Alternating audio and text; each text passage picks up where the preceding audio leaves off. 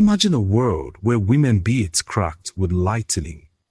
Also, and no man ever dared call their voice small. And the day they cut them off, the earth almost drowned. This is a story they don't teach you in school. In the valley of Ugwuta, where red earth clung to bare feet and palm trees bent toward the river winds, women and men both carried the mark of authority on their faces, beards, thick, braided, decorated with cowries and copper rings. Beards were not just hair, they symbolized wisdom, authority, the chi power, protection over livestock, and harvest. It was called Ishi-Ọkụ, the flame of speech, and it meant one thing.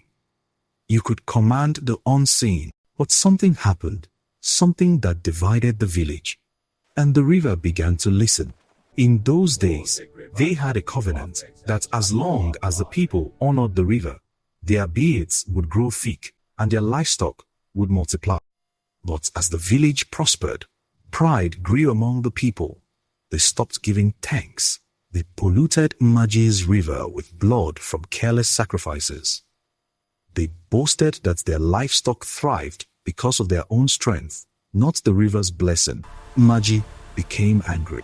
Among them was a woman whose beard was the longest, streaked with silver threads and cowries, whose presence made elders lower their voices.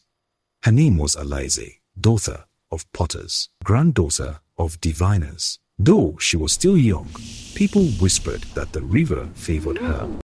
When she spoke in the council square, even elders lowered their gaze, not in submission, but in recognition. The river is restless, she warned one evening. If we do not honor her before the moon swells, she will take what she is owed. Murmurs followed, but one man did not murmur. Oduka, the finest hunter in Ugwuta, strong, admired, respected, and deeply unsettled. His beard was thick but shorter than Alieze's. How do you claim to know the river's mood? He asked quietly. Alieze met his stare. Because I listen when she speaks. The square fell silent. But that silence was not peace. It was pressure. And pressure always seeks release. That night, under a swollen moon, Oduka sat with other young men by a dying fire, and he asked a question that would fracture everything.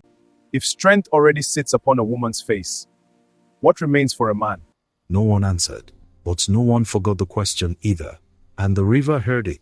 3 days later, fish floated belly up in the reeds. Goats stopped reproducing.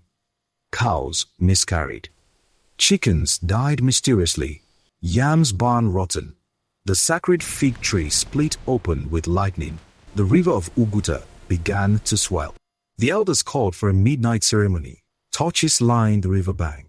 Women arrived in white cloth, their beads braided with white clay and palm oil. Alieze stepped forward barefoot into cold mud. Mother of depth, what do you require of us? The water trembled, mist thickened, and something rose from it. She was neither fully woman nor fully wave. Her hair flowed like current. Her eyes held centuries. I require an exchange, a permanent sign of humility, the spirit said. Oduka stepped forward, unable to restrain himself. What exchange do you require? The spirit's gaze sharpened. You broke a sacred covenant. Silence crashed, heavier than thunder. Nmaji spoke again through rushing water. You humiliated the covenant and the ancestors. I want to take back my sign of authority. All eyes turned to the women. Oduka stiffened.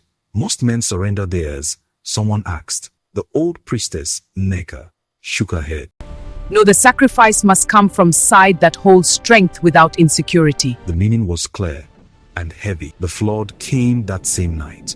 It took livestock first, then children, and fear replaced pride. Alone by the river dawn, Alize whispered. If we surrender the beards, what remains of us? The spirit emerged softly. You will not lose power. You will internalize it. But history will forget why. Nmaji said. That line lingers. Would you give up visible power to preserve peace? Dawn tore across the sky. Women gathered again in white. Alize stepped forward first. This is not surrender, it is transference. she declared. She lifted a bronze blade and cut her beard. The sound was small. The silence after was enormous. One by one, the women followed.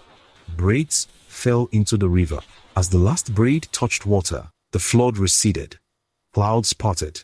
The river calmed instantly. But something else shifted. Alize touched her bare chin and felt heat move inward, settling beneath her ribs. The spirit's voice echoed. So long as the sacrifice is willing, it will bind to blood. And that is why women never grew beards again.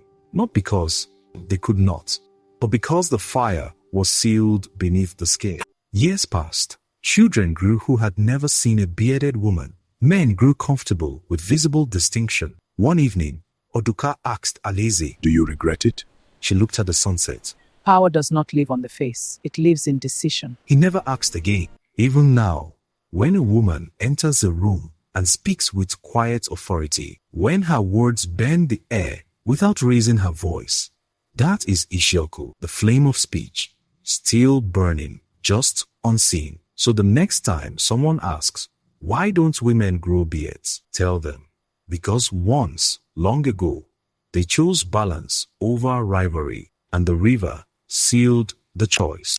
Now I ask you, was it sacrifice or surrender? Tell me in the comments.